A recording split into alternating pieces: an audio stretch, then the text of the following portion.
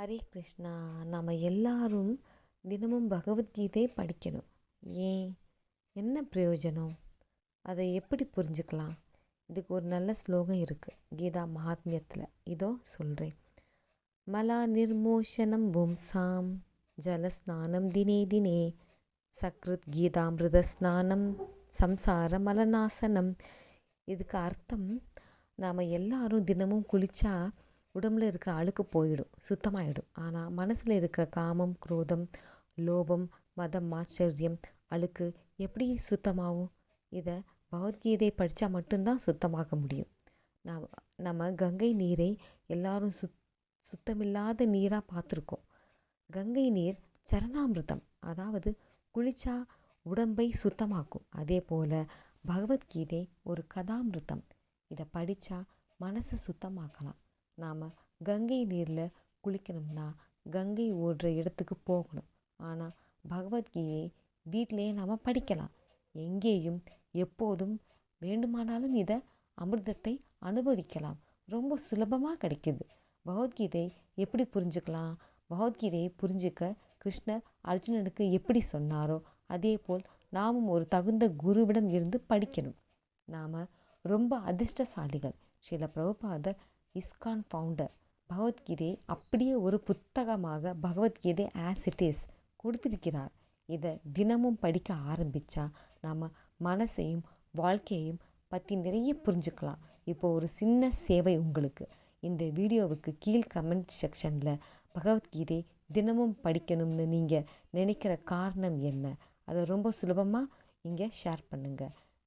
இதை பார்த்து புதுசாக வர்றவங்க ஒரு மோட்டிவேட்டாக அவங்களுக்கு இருக்கும். நன்றி. ஹரே கிருஷ்ணா.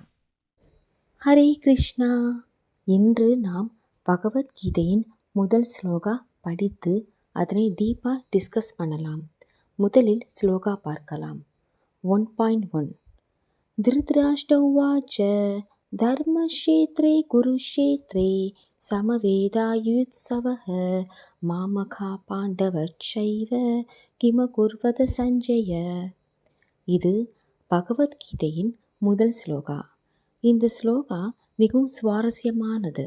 இதை ஆழமாக புரிந்து கொள்ளலாம். இந்த ஸ்லோகத்தில் கூறப்பட்டது யார் பேசுகிறார்கள்?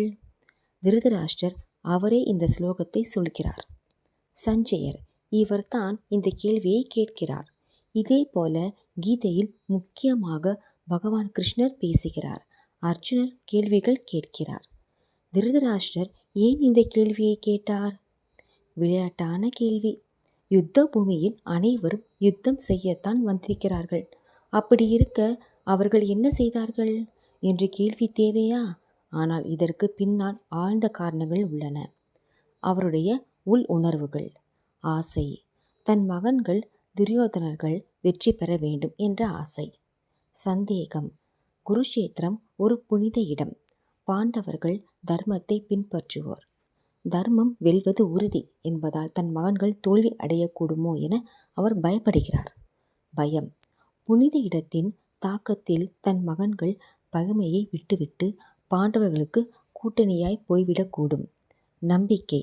அதே போல பாண்டவர்கள் குடும்பத்தை காப்பாற்ற யுத்தத்தை தவிர்த்து விட்டு நாடகத்தை விரட்டலாம் என்னும் நம்பிக்கை. தர்மக்ஷேத்திரம் என்றால் என்ன? தர்மக்ஷேத்திரம் என்றால் புனித இடம். ஸ்ரீ கிருஷ்ண பகவான் இருந்து இந்த யுத்த பூமியில் தர்மத்தை பாதுகாக்க கெட்டவர்களை, துரியோதனன் போன்றவர்களை அகற்ற வேண்டிய அவசியம். இதை பயிர் விளைவு என ஒப்பிடலாம்.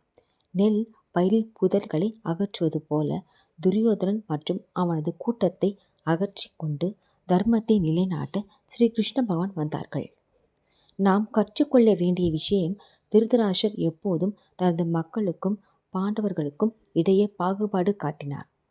இதன் மூலம் அவர் மனதில் குழப்பம், பயம், ஆசை ஆகியவை எப்போதும் இருந்தன. அர்த்தம், ஒரு மனிதர் பாகுபாடுடன் நடந்து கொண்டால் அவருக்கு அமைதியும் சந்தோஷமும் கிடையாது. தீர்வு எளிமையான மனதை வளர்த்து கொள்ள வேண்டும். எளிமையை வளர்ப்பது எப்படி? பகவான் கிருஷ்ணரை சந்தோஷப்படுத்தும் நாம் ஹரே கிருஷ்ணா மந்திரத்தை ஜபம் செய்ய வேண்டும். ஹரே கிருஷ்ணா கிருஷ்ணா கிருஷ்ணா ஹரே ஹரே, ஹரே ராம ராம ராம ஹரே ஹரே. இந்த மந்திரம் ஜெபம் செய்வதன் மூலம் எங்கள் மனம் சுத்தமாகி எளிமை போன்ற நற்குணங்கள் தானாக வெளிப்படும். ஹரே கிருஷ்ணா.